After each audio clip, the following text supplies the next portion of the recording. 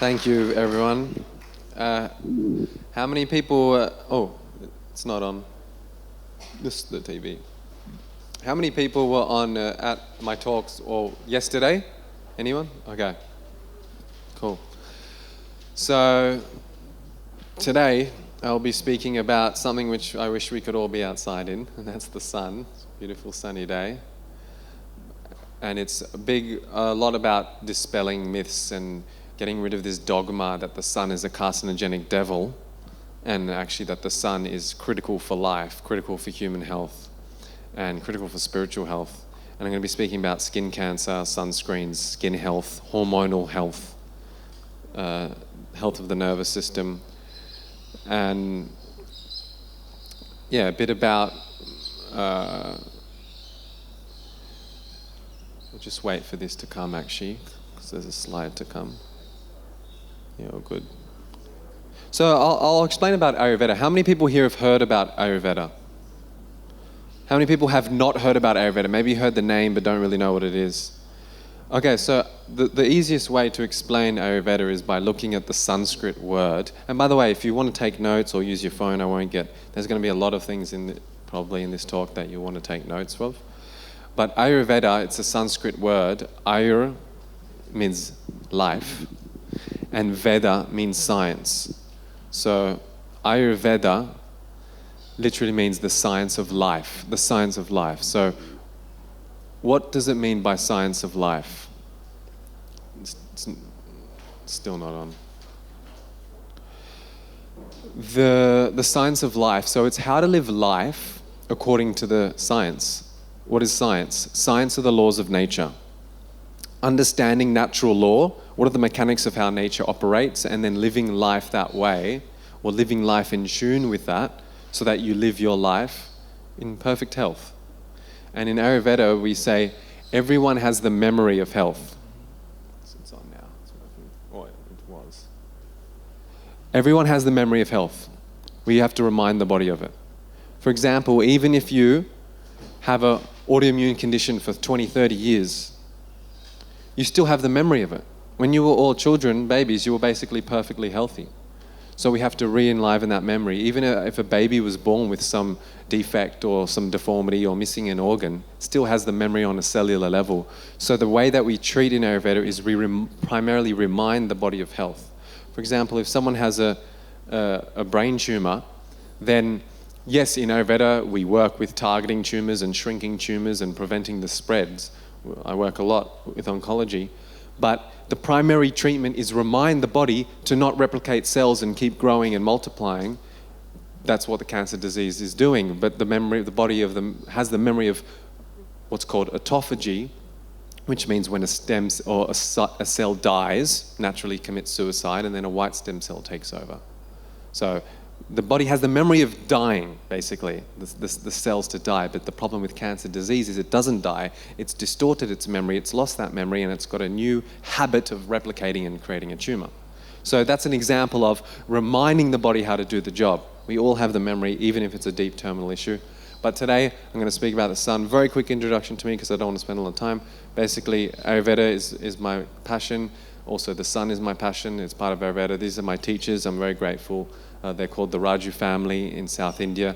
A lot of Ayurveda has been lost and misunderstood, and because of the invasions, the Mughal invasions, the British invasions in India. So we're very blessed to have this family that have an unbroken lineage of knowledge beyond 13 generations, more than they can count their family history.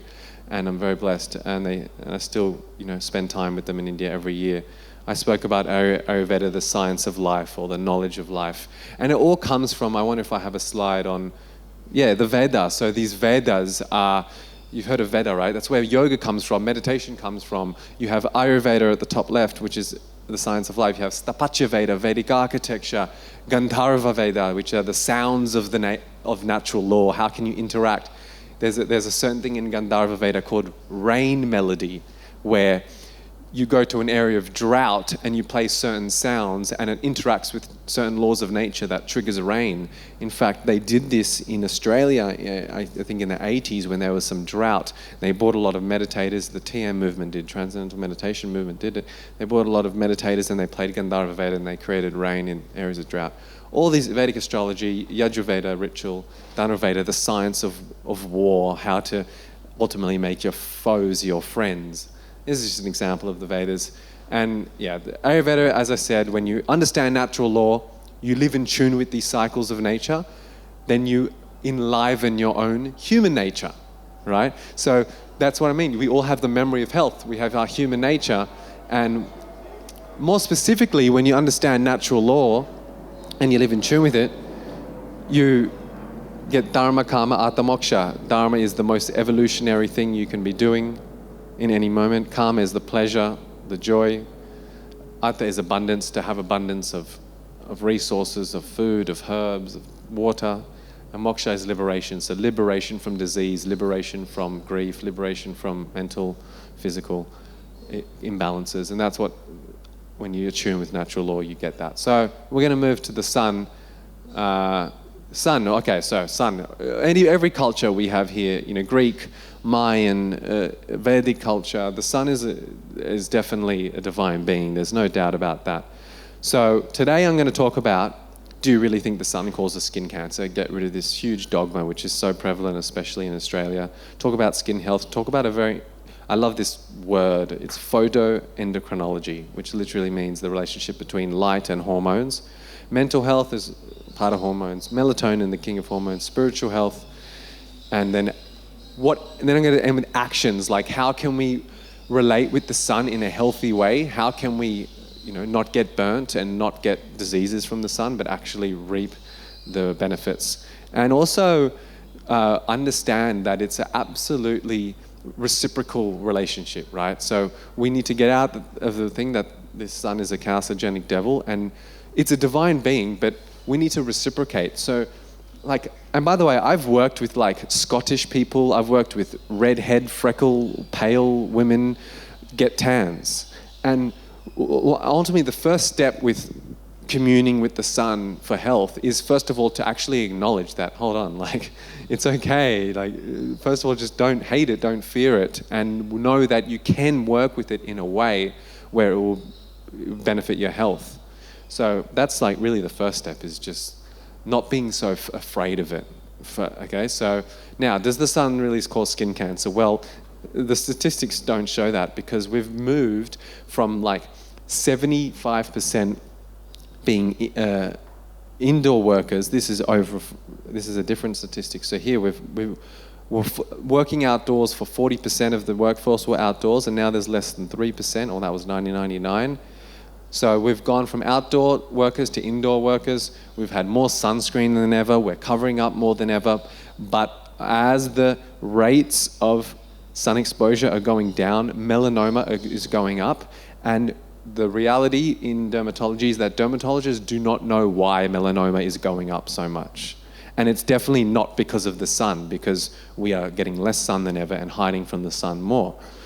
So the theory of the sun causes skin cancer comes from mainly one really bad set of studies, and that's done on nocturnal animals, so like rats and bats, where they put them in artificial UV light under very stressed environments with electromagnetic fields and indoor. So it's not even real sunlight, it's replicated sunlight, and they're nocturnal, really bad. The other one was on Petri dishes of unprotected cells. So it's all really bad kind of science. And so they can't put a finger. We also need to understand, look, the sun can cause cancer, and I'm going to go into the causes, but it very rarely will cause skin cancer. Getting red is not good. We don't want to get burnt, but getting pink is good. Dermal pooling is a phenomenon where when you get pink, what's happening is the red blood cells and the porphyrins in your blood are coming to the skin surface to absorb the UV light. We are like plants. With photosynthesis in plants, we have human photosynthesis. We're 99.92% water, on a molecular level. We're about 70% water on a mass level. Yesterday I did a talk on brain health and I spoke about the epidemics of neurodegeneration correlated with the epidemics of dehydration. And maybe this afternoon I'll speak about dehydration because I didn't speak about it enough and how to actually properly hydrate.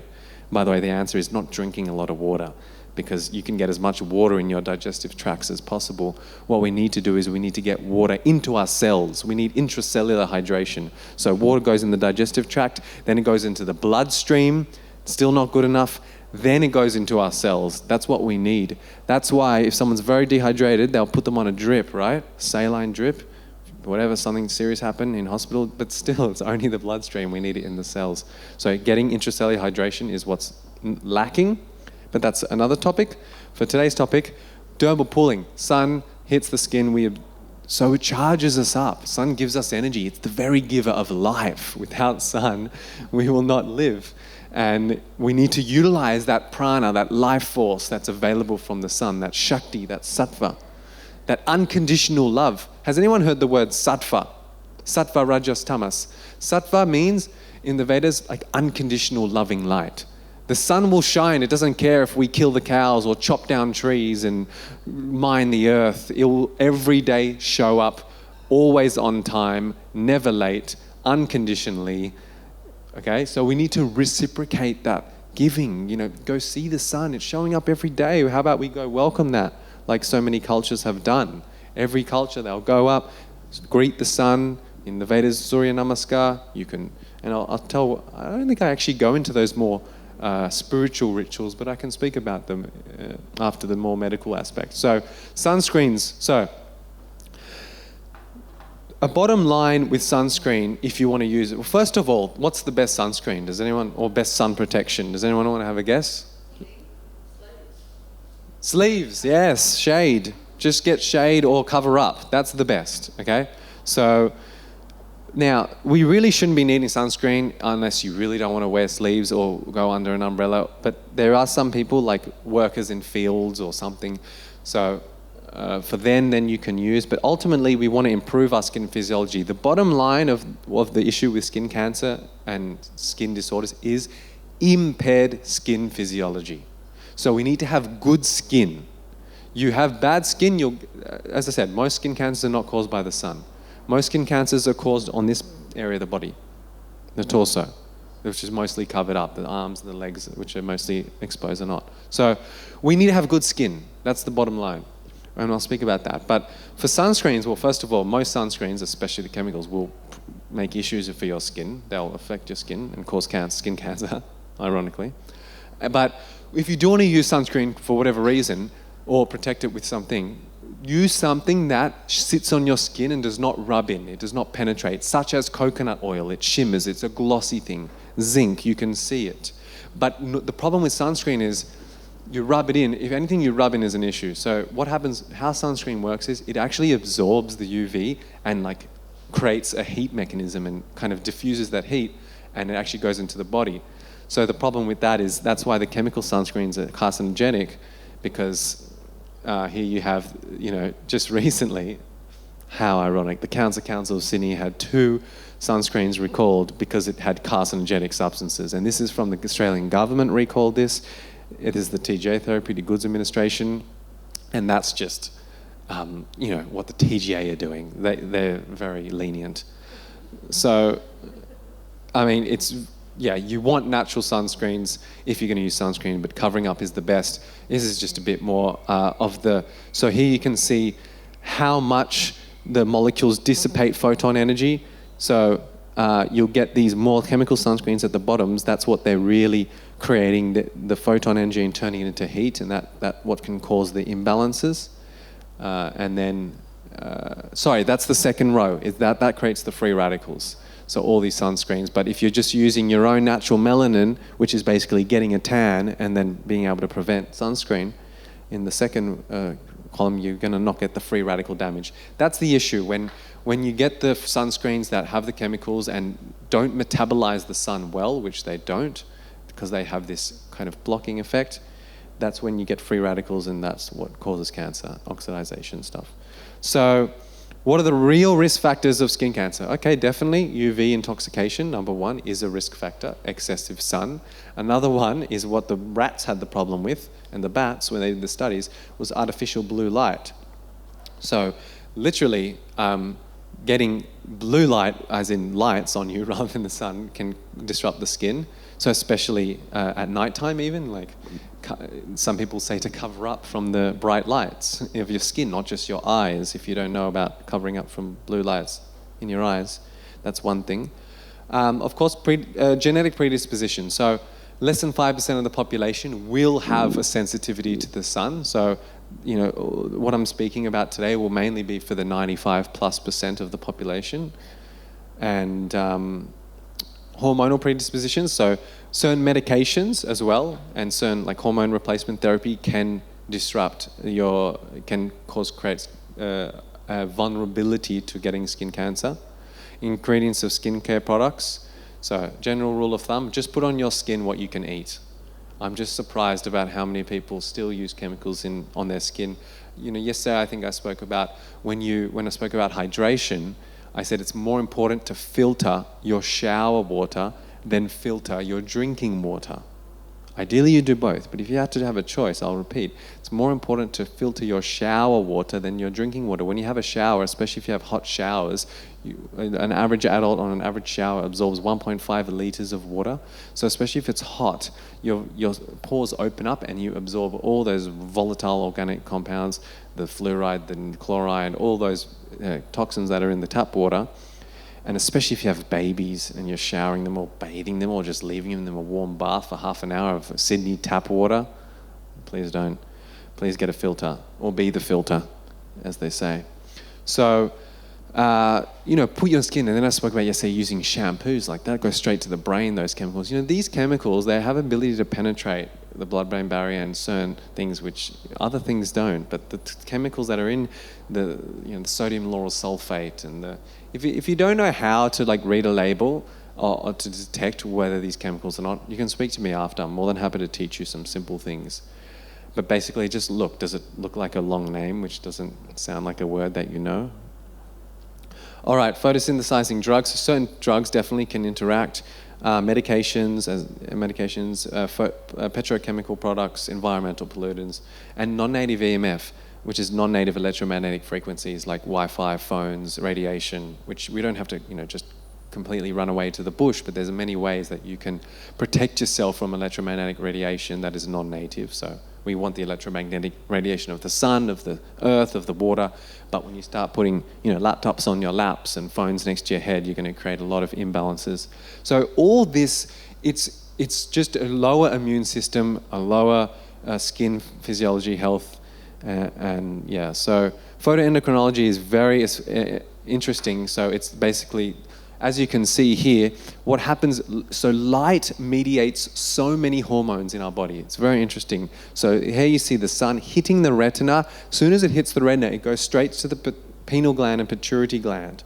So for people, for example, with hypothyroidism or low thyroid, which is something I deal with a lot in my clinic, a big thing is light, because thyroid hormones are switched on by light, particularly the morning light. So someone with a low thyroid, if they're not getting out in the morning and letting natural light hit their retina without glasses, even if they wear prescription glasses, even if they have any glasses, without a window, we need to remove the glasses. And a bunch of you here have glasses on, which many people have glasses. But it's important to take your glasses off in the morning, even if you have very trouble. People you can't see without them, to get some natural light in your retina, and that's going to activate many hormones, not just thyroid hormones. So parathyroid, thyroid, adrenals, reproductive hormones as well. So all these things, and then other processes like bones, blood. On the left, you can see not just the sun and giving these hormones, but then the night, the importance of nighttime. So if you're not getting darkness in the night, you're going to miss melatonin, which really is the king of hormones. So here you can also see different things that are activated in the day, like tyrosine and tryptophan are two amino acids that, and you don't really need to know about this, I know it may seem a bit complex, but the point is, if you look at the end of the orange things, these are the important hormones that are being made by the sun. So, melatonin is known as the hormone of darkness. I can speak for 2 hours on melatonin. It's like, I call it the king of the hormones. And first things first, if you're interested, you heard of melatonin, you want more melatonin, do not get it from a capsule or a supplement, because then your pineal gland's going to become lazy. It's like taking thyroxine or thyroid hormones. It's like, oh, once you start taking it, your thyroid becomes lazy. Oh, I'm getting it. I don't need to make it myself. So in my clinic as well, what I love to do is work with people getting off medications if they want to get off it. Say someone's been on thyroid hormones for 10 years and they recognize that it's not something you want to be on for long. It's like, okay, let's start this program. Let's start activating your pituitary gland and thyroid gland so that you can start to work secreting your own thyroid hormones, and then gradually with your doctor, you go off the thyroid medication. So that can be done with so many things. So in the day, there are 2 precursors to melatonin. And I'll speak about how important melatonin is soon, but they are tyrosine and tryptophan. And to get that, you need sunlight. So melatonin is known as the hormone of darkness. Without darkness, if you're looking at a screen at night till you go to bed, melatonin will be hampered, because melatonin needs darkness before you go to sleep. If you all got lights on bright and then you go to sleep, melatonin will be delayed and you won't get the good amount of melatonin. And here's, some of the benefits of melatonin, but so many ways we can optimize melatonin. I'll share the practical ways in a bit, but melatonin, it's very good for immunity. It's one of the most powerful antioxidants in the body. I call it the king of the hormones because all the hormones are connected like a web. Melatonin, reproductive hormones, sexual hormones, thyroid hormones, adrenal hormones. So if you want to balance your hormones at all, melatonin is king. And I'm going to go into ways to optimize melatonin. It helps with sleep, it helps with brain health. It's a great anti-inflammatory for the brain. Like yesterday I spoke about neurological health. Melatonin is very good. So all these things. But, and I wrote a whole article if you want to, as I said, I could speak for hours on melatonin, but you can see on our website we got heaps of resources, heaps of blog articles. So, and that's how it interacts. So light hits the pineal, goes through the retina, and then creates the ocular melatonin. So much more powerful than melatonin from a supplement in the sense that your body's generating itself, and you can't really get a lot of melatonin from foods. So, and just another example, here's a study done on how light stimulates the hormones in ovulation and also menopause. So it helps with depression, and also how artificial light can impact negatively hormones. So, and by the way, in case you don't know, in 2017, the Nobel Prize was won for circadian medicine. For the Nobel Prize for Medicine was won for circadian medicine. So it said basically how important it is to honor our circadian rhythms and honor the fact that we are diurnal beings. And people say, oh, I'm a night owl, but actually you're a human being. You are diurnal, you're not a rat or a bat. So we need to honor these periods. And what it also shared, which what Ayurveda always talks about, is that it's not about how many hours you sleep. I'll repeat, it's not about how many hours you sleep. It's about when you sleep. The main time to be sleeping is between 10 p.m. and 2 a.m. That is maximum melatonin, that's maximum liver detox, that's maximum cellular regeneration. Anything you need to heal, any biological process that needs healing, it's going to happen till 10 till 2.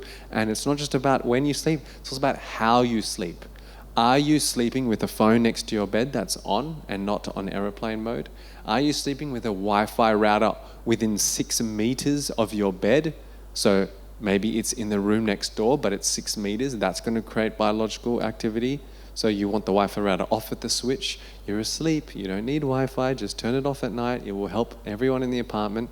And the law of physics is the greater the distance, the greater the power density will reduce. So even though the Wi-Fi router is coming from the neighbor and the apartment above, below, this here, but the difference of just having it at least, if it's next door, in the room next door, is actually exponentially better than at least even if it's still on, 10 meters away. That's like having the laptop on the table rather than on the lap, even though it's 30 centimeters difference, it exponentially reduces the power density that's going into your genitals. If you're having a laptop in your lap, if you're a man, it's going to burn your sperm count, and a woman, it's going to age your ovulatory clock. So Wi-Fi and microwave radiation is extremely biologically active. We just don't honor it because most people can't feel it. And most people can't see it unless you're hypersensitive. People can feel it. I have some patients who can't even go on airplanes because they're so hypersensitive to non-native electromagnetic fields. Because an airplane is like a microwave oven. It's like a tin of aluminium and all that stuff. So another thing which can impact skin health. All right, so how can we actually create a healthy sun relationship? First of all, let's disseminate solar knowledge. Let's share the knowledge and create competence, which I hope to share with you today, of how you can be competent in interacting with the sun. Generally, this is the key. Generally increase your sun exposure bit by bit. So right now, everyone in this room has different levels of skin. They have different backgrounds, different genetics. Generally, if you're more white, take it slower. If you're more dark, take it. You can accept more, right? You basically want to get a tan. You know, there used to be a saying around here in Australia on TV, I used to see it. There's nothing healthy about a tan. That's completely BS, right? It's very healthy to have a tan. And it increases what's called light calluses. So literally, the pigmentation on your skin thickens. And it's like those leatherbacks, we call them at the beach. The leatherbacks, or what else do we call them? Those old men who just sit all day and read newspaper. I honor them for so many reasons. Just the fact that they don't have to do anything. They can just read newspaper all day and sit in the sun for 10 hours. But, it's something that I would love to do in life. But, yes, so we want to build the light calluses on our skin. We want to improve the skin pigmentation, because when the skin is more thin and weak, that can also create a vulnerability and lead to melanomas. But generally, bit by bit, as I said, I've worked with Scottish, very white people, and I've seen them get tans. You can do it.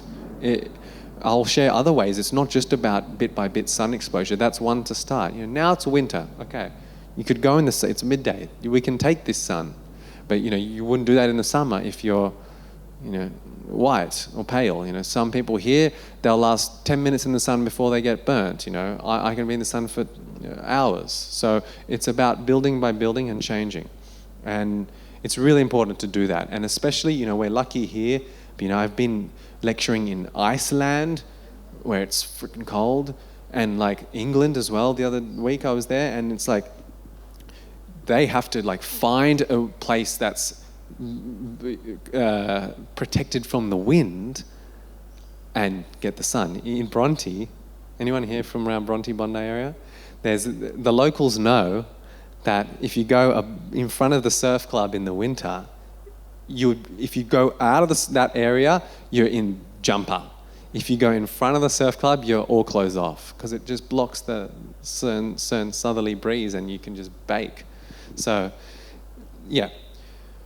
But it's not just enough to gradually get sun exposure. What's really important is that we improve the skin physiology, and the best way to do that is through an oil massage, which I'll go into in a bit. But in general, you can even use coconut oil in the sun. People think coconut oil, people do it for tans. Yeah, that's true, but people think I'm going to burn easier. Actually, no, you won't. Actually, coconut oil has some SPF factor as well, and it has sun protection. It's a good thing to do. But more than that is every day, and I spoke about this yesterday, and I'm probably going to speak about it this afternoon, is giving yourself an oil massage. Yesterday I spoke about how it interacts with the nerves. Probably the biggest benefit of giving yourself an oil massage every day is it interacts with your nervous system. Your skin has more nerve endings than any part of the body. So when you massage your body, you interact with the nerves and you calm and you pacify the nervous system. Anyone who does it, they realize how much more grounded they feel. It's especially good for anxiety and sleep issues. But it moves the blood, it moves the lymph. It's very good for lymphatic drainage. It's very good for the microbiome. You have the same amount of species live on your skin than inside your gut. So it enhances microbiology very well. And improves skin physiology, of course. Makes it more youthful. It makes it more able to metabolize the sun. Everything we need to metabolize. You put food in your body, how are you going to metabolize? I was just in Rome, the amount of cigarettes there are crazy. How well can I metabolize the cigarette smoke? How well can you metabolize the EMF that's inevitably in our life? How well can you metabolize your partner, insulting you or stressing on you?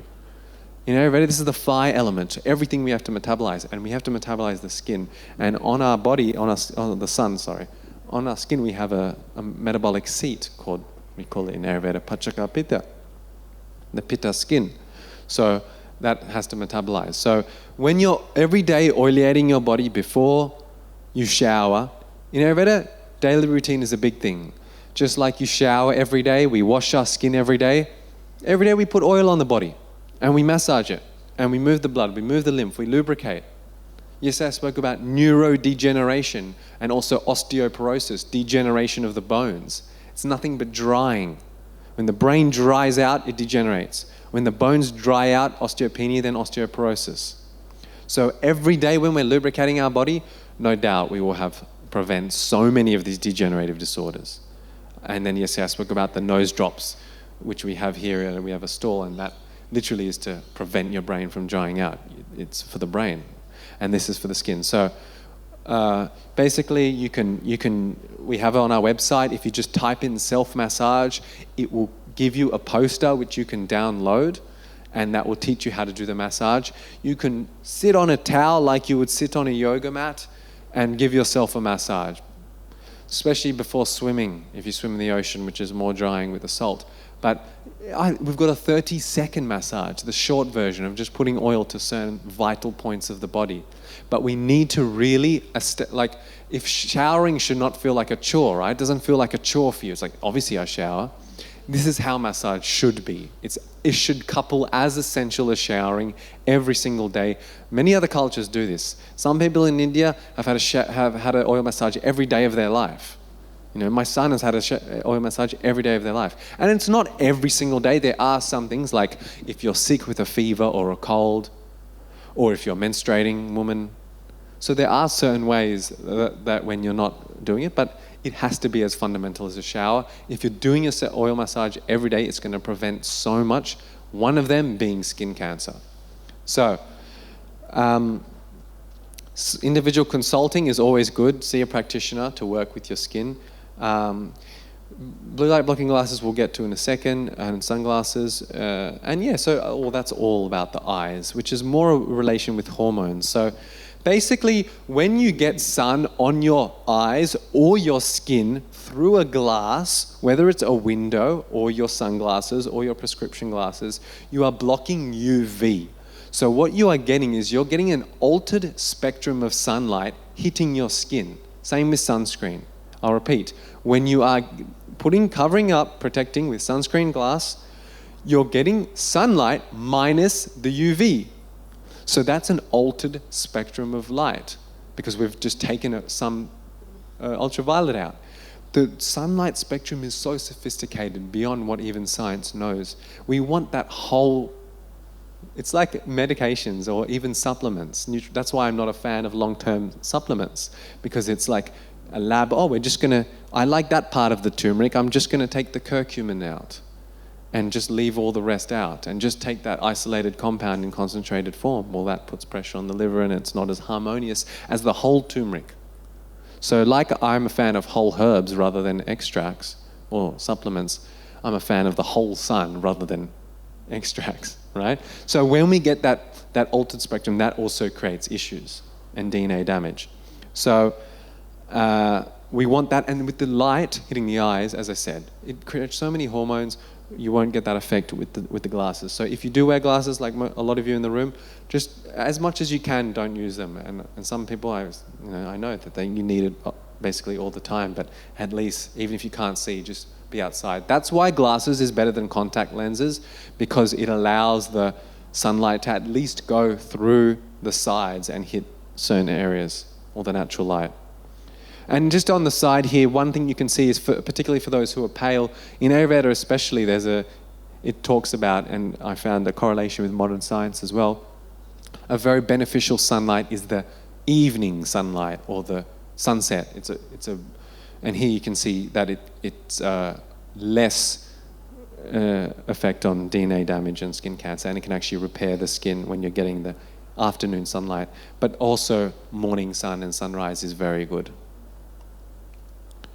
So self-massage is very good. We also have a massage tent. If you haven't tried the Abhyanga, we've got here, and I don't even like to call it massage, it's so much more than that. It's like a treatment for the nervous system. It's like to enhance what we call kundalini, which is really the energy of the spine, getting the prana, getting the life force within the body. But we've got a tent with all different types of things. So conclusion, before questions, moderate and diligent sunlight exposure has positive effects and health benefits for most humans, i.e. 95+%, and it's critical for optimal health. You know, please see the sun, just shifting that perspective. I've got a podcast called the Vital Veda podcast, and I've done a few podcast episodes on the sun. I think I've done a whole podcast episode on sunglasses. I've definitely done an article on sunglasses and the relationship between that and depression and other hormonal imbalances. I'm doing a talk this afternoon all about Ayurveda, so about this medical science, and it'll be more aspects. And we've got two tents. One is the massage tent, which I mentioned, but then we've also got where we have the nasal oil, which I can give a quick, because it's right here, and I like to take it everywhere with me. And this was more for the brain health, but one drop, sniff it up to the brain, enhances cognitive function and lubricates the brain. If we're doing this every day, like oil massage every day, this is oil for the brain every day. And it's medicated oil. Don't just use any oil. With the massage, you can basically use any oil. But when we're dealing with the brain, we want a specific medicated oil, not even just any Ayurvedic oil. And that lubricates the brain, switches the brain on, good for studying, good for focus, good for energy. Hormones, pituitary gland, which secretes all those hormones which we spoke about, and just do it a lot. It's very good for hair growth as well, increases the blood flow to the hair follicles. So we have that oil, we have different medicated massage oils, and we have even herbs if you want to make your own massage oil. It's a fun process. You just mix it with oil in the sun and shake it. And I consult. Our clinic's in Byron. I mostly consult online, but I'm consulting in Sydney the next couple of days. And I do want to have a bit of questions. Is it okay? Do we have some time for questions? Do we have a mic that we can, or you can just scream out? Yeah. Just. Yeah. So in regards of you mentioned about the massage with hot oil. Yeah. What about when you do peeling? When you do what? Peeling Peeling? when you use the salt. Oh, like exfoliator. Yeah. So even like dry brushing is a thing as well. Like people use for the lymph. I really don't recommend. It's like really, except if you're overweight, then dry brushing is good. But if you're going to dry brush, at least put oil on first, because the drying dries out more. And as I spoke about yesterday, we have this epidemic of dryness. So put oil on, then do the exfoliator. All these kind of rough, it's not very good for most people. It's good for a select, more the overweight, very oily, serum-rich people. But it's always good to oilate before doing that. Then it's good. The coconut oil have quite different kinds of any oil. There's not that many different types of coconut oil. There's some that is liquid, not No, don't get the... No. That's processed. Just get raw coconut oil. Don't buy the deodorized coconut oil. Don't buy the fractionated liquid one. Okay. That's just undergone uncomfortable processing methods. You want just plain, normal raw coconut oil. Ideally medicated. If you're going to do it, it's good to use the medicated. But you can also use generally say plain coconut or coconut based in the summer and sesame in the winter. So you can literally just go to a shop and just, like when I'm traveling, I'll just go buy coconut oil and use that if I don't have my medicated oil, or just go buy sesame oil and use that. But we have here medicated, or add your favorite essential oils. But sesame and coconut especially. Thank you. Oil before the shower, because oil's lipophilic, so it pulls toxins out of the skin, and you want to wash it off. Once you've done that once, then you can moisturize as much as you want with oil or with moisturizer. But the first time of the day that you put oil on, it will have the lipophilic effect of pulling the toxins out. Then you want to wash it off. Then that's it. So yes, always shower after. Maximum 1 hour, keep it on for. If you look on that self-massage poster, there's a lot more information on minimum 8 minutes, maximum 1 hour, all that. Any other questions? Great talk. Thank you so much. Question about exposure to your eyes in the morning. How much do you recommend? How many minutes? I don't mean to look at the sun. Yeah, but I'm if very you go clear. for a Do not walk. look at the sun. Yeah. It means if you have glasses or contact lenses. Yeah, I do wear contacts. Yeah. So, look, ideally, like the whole day, where from sunrise to sunset, we're getting natural light in our eyes, and from sunset, we're at least filtering the light. Because if we, and I didn't actually speak about this, but if we are, and I'll go back to this, if we are, if we're looking at a screen like this, so this screen is about the light temperature of 6,500 Kelvin, which means that's how we measure light. That light temperature is about the same as a midday sun. Like right now, the sun, if you look, and that is about the same temperature of light. So if you're to look at this screen at 8 p.m. watching Netflix or whatever you do, your brain will think it's midday because that sends the signals to the hormones like we spoke about. So then you try go to sleep, say, like a good person, like at 9:30, like I said, sleep before 10. Or so say you're watching it till 10 or even 9:30. Then you go to bed at 10. Melatonin, but melatonin, one of the prerequisites, is it needs about 4 hours of darkness. It doesn't have to be dark, but at least if this was using blue light blocking glasses, which are those orange glasses, or you filtered it, you know how your iPhone goes to maximum warm, you can put it to maximum warm. If you did that for your Netflix instead, melatonin would come much faster and more efficient.